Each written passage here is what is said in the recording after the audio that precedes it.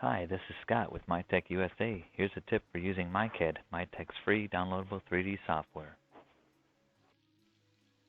This video will show how to use Select, Move, Hide, and other right-click features in MyCAD.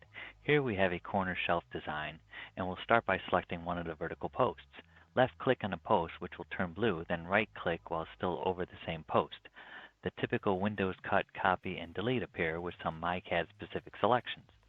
In this case, we'll start with Stretch. Upon selecting Stretch, the profile will show blue arrows, which can be dragged shorter, longer, or a distance can be typed into extend or reduce a length by the typed in amount.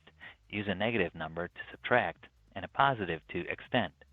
Next, we'll select a profile, and with the three red, yellow, and blue arrows, it can be moved by dragging around or typing in a dimension.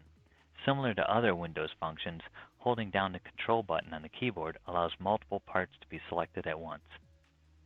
You can then move multiple items around as long as they're still highlighted blue. Next, we'll use the Hide feature.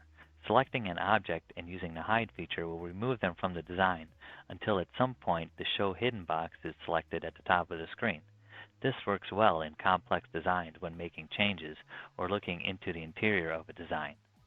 Now let's try the Alter Connection feature. While holding down the Control button and selecting two end-to-end mating profiles with a blue connection band, the Alter Connection can be used to change to a mitered instead of a butted connection.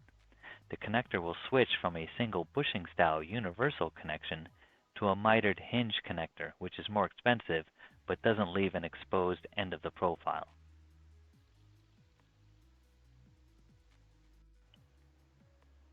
Thank you for viewing using MyTech and MyCAD. Please check out our other videos or visit our website for product information, distributors, and software downloads.